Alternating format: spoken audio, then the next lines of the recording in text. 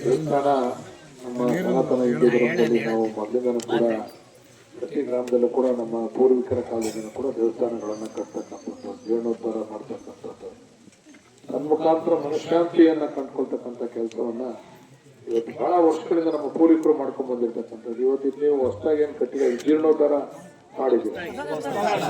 ಅದು ದೇವಸ್ಥಾನ ದೊಡ್ಡ ದೇವಸ್ಥಾನ ನಿಮ್ ಪೂರ್ವಿಕರು ಕಂಡ್ರೆ ತಾನೇ ಅದು. ಪೂರ್ವಿಕರು ಅಂದ್ರೆ ನಿಮ್ ತಂದೆನೋ ನಿಮ್ಮ ತಾತನೋ, ಪೂರ್ವಿಕರು ಅಂದ್ರೆ ಯಾರೋ ಬೇರೆ ದೇಶದವರಲ್ಲ, ನಿಮ್ ಕುಟುಂಬದವರೇನೆ ಹಿರಿಕರು ಕಟ್ಟಿರ್ತಕ್ಕಂಥ ಅಂದ್ರೆ ಪದ್ಧತಿ. ನಮ್ಮ ಹಿಂದೂ ಪದ್ಧತಿನಲ್ಲಿ ನಾವು ದೇವಸ್ಥಾನಗಳನ್ನ ಪ್ರತಿ ಗ್ರಾಮದಲ್ಲಿ ಪ್ರತಿಷ್ಠಾಪನೆ ಮಾಡಿ ಅದ್ರ ಮುಖಾಂತರ ಮಾನಸಿಕವಾದಂತ ಶಾಂತಿಯನ್ನ ಕಂಡುಕೊಳ್ತಕ್ಕಂಥದ್ದು. ಮನುಷ್ಯನಿಗೆ ಎಷ್ಟೇ ದುಡ್ಡಿದ್ರು ಕೂಡ ಮನಸ್ಸು ಅಂತ ಶಾಂತಿ ಇರಲ್ಲ. ಅವ್ನಿಗೇನಾದ್ರೂ ಶಾಂತಿ ಸಿಗ್ಬೇಕು ಅಂತಂದ್ರೆ ಇಂಥ ಒಂದು ಕೆಲಸಗಳನ್ನ ಮಾಡಿದಾಗ, ಇಂಥ ಒಂದು ದೇವರ ಸನ್ನಿಧಿಗೆ ಬಂದಾಗ ಮಾತ್ರ ಮಾನಸಿಕ ಶಾಂತಿ ಸಿಗ್ತದೆ. ಅದರಂತೆ ನೀವು ಇವತ್ತು ಒಂದು ಉತ್ತಮವಾದಂತಹ ದೇವಸ್ಥಾನವನ್ನ ಇಲ್ಲಿ ಮಾರಮ್ಮ ತಾಯಿಯ ಆಶೀರ್ವಾದವನ್ನ ಪಡಲಿಕ್ಕೆ ಕಟ್ಕೊಂಡಿದ್ದೀರಾ. ಆ ತಾಯಿ ನಮ್ಮೆಲ್ಲರಿಗೂ ಕೂಡ ಒಳ್ಳೇದ್ ಮಾಡ್ಲಿ ಅಂತಕ್ಕಂಥದನ್ನ ಕೇಳ್ಕೊಳ್ತಾ, ಈ ದೇವಸ್ಥಾನ ಕಟ್ತಕ್ಕಂಥದ್ದು ಸುಲಭವಾದಂತ ಕೆಲಸ ಅಲ್ಲ, ಬಹಳ ಕಷ್ಟವಾದಂತ ಕೆಲಸ. ಒಳ್ಳೆಯವರು ಯಾರು ಕೊಡೋದೇ ಇಲ್ಲ, ದುಡ್ಡು ಜೋಗ ತೆಗಿಯೋದಲ್ಲ ಇರೋರು. ಇಲ್ಲದೇ ಇರೋರು ಸಾಲ ಮಾಡೋರು ಕೊಡ್ತಾರೆ, ದೇವ್ರ ಮೇಲೆ ಭಕ್ತಿ ಇರೋರು ಸಾಲ ಮಾಡೋರು ಕೊಡ್ತಾರೆ. ಪರಮ ಪೂಜ್ಯರು ಕೂಡ ಹೆಚ್ಚು ಅದಕ್ಕೆ ಕಾಣಿಕೆಯನ್ನ ಕೊಟ್ಟಿದ್ದಾರೆ ಅಂತ ಗೊತ್ತಾಯ್ತು.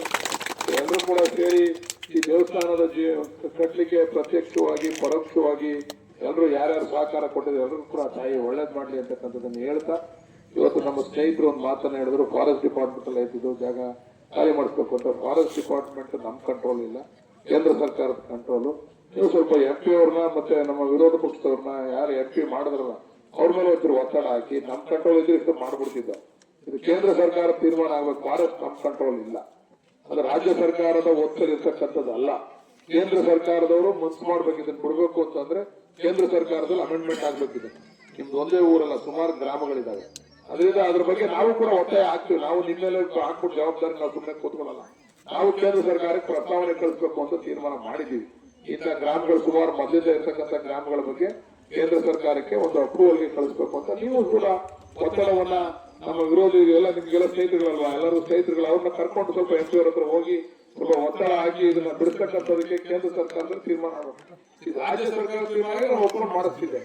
ನಮ್ದಲ್ಲ, ಇದು ನಮ್ ಕಂಟ್ರೋಲ್ ಇಲ್ವೇ ಇಲ್ಲ. ಇದು ಫಾರೆಸ್ಟ್ ಡಿಪಾರ್ಟ್ಮೆಂಟ್ ಕೇಂದ್ರ ಸರ್ಕಾರದ ದಯಮಾಡೋದನ್ನ ಮಾಡಿ ನಾವು ಕೂಡ ಒತ್ತಡವನ್ನು ಹಾಕ್ತೀವಿ, ಮಾಡ್ತೀವಿ ಅಂತಕ್ಕಂಥ ವಿಚಾರವನ್ನ ಈ ಸಂದರ್ಭದಲ್ಲಿ ಹೇಳ್ತಾ, ಇವತ್ತು ನಾವು ಇವಾಗ ಕೆರೆ ತುಂಬತಕ್ಕಂಥ ಕೆಲಸಕ್ಕೆ ಚಾಲನೆ ಕೊಟ್ಟಿದ್ದೀವಿ. ಯಾವ್ದೋ ನಿಮ್ದಿಲ್ಲ ಒಂದು ಕೆರೆ ಕಟ್ಟಿದ್ವಲ್ಲ ನಾವು, ಅದಕ್ಕೂ ಕೂಡ ತುಂಬಲಿಕ್ಕೆ ಹೇಳಿದೀನಿ. ಈಗ ಅದನ್ನು ಕೂಡ ಪೈಪ್ ಲೈನ್ ಅನ್ನ ಮಾಡ್ಲಿಕ್ಕೆ ಹೇಳಿದೀವಿ.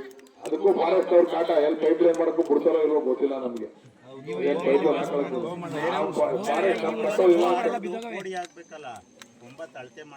ಅವೆಲ್ಲ ಫಾರೆಸ್ಟ್ ಅಂತ ಎಲ್ಲ ಪೆಂಡಿಂಗ್ ಇಟ್ಕೊಂಡವ್ರೆ. ಅವೆಲ್ಲ ಪೋಡಿ ಮಾಡ್ತೀವಿ. ಫಾರೆಸ್ಟ್ ವ್ಯಾಪ್ತಿಗೆ ಬರೋದು ಸುಲಭ ಅವ್ರು ಬಿಡಲ್ಲ. ಅವರು ನಾವ್ ಏನ್ ಹೇಳಿದ್ರು ಬಿಡೋದಿಲ್ಲ. ಅವ್ರು ಅಷ್ಟೊಂದು ಕಠಿಣ ಅಂದ್ರೆ ಅವೆಲ್ಲ ಕೊಡ್ತೀವಿ, ನಾವು ಕೊಡಕ್ ರೆಡಿದೀವಿ. ಅದೆಲ್ಲ ಒಪ್ಕೊಳಕ್ ಆಗಲ್ಲ, ಕೊಡಲ್ಲ ಅವ್ರು, ಒಪ್ಪಲ್ಲ. ಅವರು ತೀರ್ಮಾನ ಆಗ್ಬೇಕು, ಕೇಂದ್ರ ಸರ್ಕಾರದಲ್ಲಿ ತೀರ್ಮಾನ ಆಗ್ಬೇಕು, ಅಮೆಂಡ್ಮೆಂಟ್ ಆಗ್ಬೇಕು.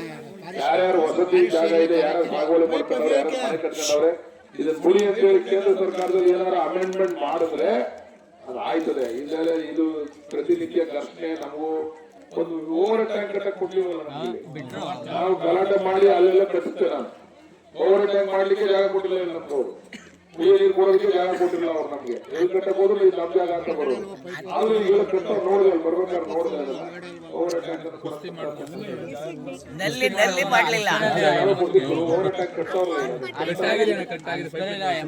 ಇನ್ನು ನೋಡಿದೆ. ಇನ್ನು ಮುಕ್ಕಾಲ್ ಭಾಗ ಕೆಲಸ ಫಿನಿಶ್ ಆಗದಣ್ಣ, ಪೇಂಟ್ ಆನ್ ಮಾಡಬೇಕು, ಕಲೆಕ್ಷನ್ ಕೊಡಬೇಕು. ನಿಮ್ಮೂರು ಮಾಡೋಣ. ಕಟ್ಟಾಡ್ತಾರೆ ನಿಮ್ಮಪ್ಪ ನಿಮ್ ಚಿಕ್ಕಪ್ಪ ಹಳಬರು ನಮ್ಗೆಲ್ಲ ಜೊತೆ ಇದ್ರು. ಅವಾಗೆಲ್ಲ ನಮ್ ಬೆಂಬಲಕ್ಕೆ ನಿಂತ್ಕೊಂಡು ಎಲ್ಲ ಕೆಲಸ ಮಾಡಿದ್ರು. ಅವಾಗೆಲ್ಲ ಇವ್ರ ಮೇಲೆ ಊಟ ಮಾಡಿ ನಾವು ಅವಾಗ ಆಸ್ಪತ್ರೆ ಕೊಟ್ಟಾಗ ನಿಮ್ಮಲ್ಲಿ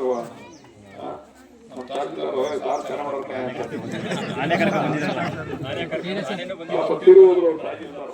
ಅವ್ರು ಮಾಡ್ಕೊಂಡು ತಾಜಿದಾರ ತೀರು ಹೋದ್ರು. ಹಂಗೆ ಮಾಡಿದೀವಿ. ನಮ್ ಕೈಲಾದ ಏನೇನ್ ಆಗ್ಬೇಕು ಊರಿಗೆ ಅಭಿವೃದ್ಧಿಗೋಸ್ಕರ ಇಲ್ಲಿ ಏನೇನು ಕೇಳಿದ್ದೀರ ಅದನ್ನ ಖಂಡಿತ ರಸ್ತೆ ಬೇಕು ಮಾಡ್ಕೊಡ್ತೀವಿ ಅಂತಕ್ಕಂಥದ್ದನ್ನ ಹೇಳ್ತಾ ಎಲ್ಲ ಹೋಗ್ಬಿಡ್ರೆ 5 ವರ್ಷ ಆಗಿಲ್ಲ ಯಾರು ಮಾಡಿದ್ರು ಪ್ರಕಾಶ್ಗೆ ನೀವೇ ಮಾತಾಡಿದ್ರಲ್ವಾ? ಪ್ರಕಾಶ ಮಾಡಿದ್ರಲ್ವಾ ಅವ್ರ ಕ್ರಮ ತಗೊಳ್ಳೋಕೆ ಕೇಳಿದ್ವಿ. ಕುಮಾರಸ್ವಾಮಿ ಬಲಗೈ ಮಟ್ಟ ಅಧಿಕಾರಿಗಳು ಎದುರ್ಕತ್ತಾರ ಅವ್ರನ್ನ ಕ್ರಮ ತಗೊಳ್ಳಕ್ಕೆ. ಅಲ್ಲಿಂದ ಫೋನ್ ಮಾಡ್ತಾರೆ ಅನ್ಬಿಟ್ಟು ಎದುರ್ಕಂದ್ರೆ ನಾನು ಹೇಳಿದ್ದೀನಿ ಬ್ಲಾಕ್ ಲಿಸ್ಟ್ ಹಾಕಿ ಒಂದು ಕ್ರಮ ತಗೊಳ್ಳಿ ಹೇಳಿದೀವಿ. ಅದನ್ನ ಅವ್ರ ಜವಾಬ್ದಾರಿ 5 ವರ್ಷ ಪುನಃ ಇನ್ನೊಂದ್ಸರಿ ಕಾರಾಗಿ ಮುಗಿಸ್ಕೊಡ್ಬೇಕು. ಅದನ್ನ ಅವ್ರು ಮಾಡಿದ್ರೆ ಡಿಪಾರ್ಟ್ಮೆಂಟ್ ಮಾಡಿಸ್ತಿದ್ರಿ. ಅದನ್ನ ಡಿಪಾರ್ಟ್ಮೆಂಟ್ ಮಾಡಿಸ್ಕೊಡ್ತೀನಿ ಹೇಳ್ತಾ ಅಲ್ಲ 5 ವರ್ಷ ಮಾಡ್ಬೇಕಾಗಿತ್ತು. ಅವ್ರು ಮಾಡಿಲ್ಲ. ಅವ್ನ ಕ್ರಮ ತಗೋತಾರೆ. ಡಿಪಾರ್ಟ್ಮೆಂಟ್ ಮಾಡ್ತಾರೆ. ಡಿಪಾರ್ಟ್ಮೆಂಟ್ ಒಪ್ಕೊಂಡು ನಾವು ಮಾಡ್ಕೊಡ್ತೀವಿ ಅಂತ. ಅವ್ರು ಮಾಡದೆ ಹೋದ್ರೆ ನಾವೇ ಮಾಡ್ಕೊಡ್ತೀವಿ ಅಂತ ಒಪ್ಕೊಂಡಾಗ ಅವ್ನ ಕ್ರಮ ತಗೋತಾರೆ. ಅಷ್ಟೇ ಅವ್ನ ಕೇಸ್ ಆಗ್ತಕ್ಕಂಥದ್ದು ಇನ್ನೊಂದು ಮತ್ತೊಂದು ಮಾಡ್ತಾರೆ. ಈ ಒಂದು ಕಾರ್ಯಕ್ರಮಕ್ಕೆ ನನ್ನನ್ನ ಕರೆಸಿ 4 ಮಾತನಾಡಿ ಆ ದೇವರ ಕೃಪೆಗೆ ಪಾತ್ರರಾಗೋದಕ್ಕೆ ಅವಕಾಶ ಮಾಡಿಕೊಟ್ಟಂತ ಎಲ್ಲ ಭಕ್ತಾದಿಗಳಿಗೆ, ಹಿರಿಯರಿಗೆ, ಯುವಕ ಮಿತ್ರರಿಗೆ, ತಾಯಂದಿರಿಗೆ, ಸ್ವಾಮೀಜಿಯವರಿಗೆ ಎಲ್ಲರಿಗೂ ಒತ್ತಿ ನಾನು ಮಾತು ಮುಗಿಸ್ತೀನಿ. ನಮಸ್ಕಾರ.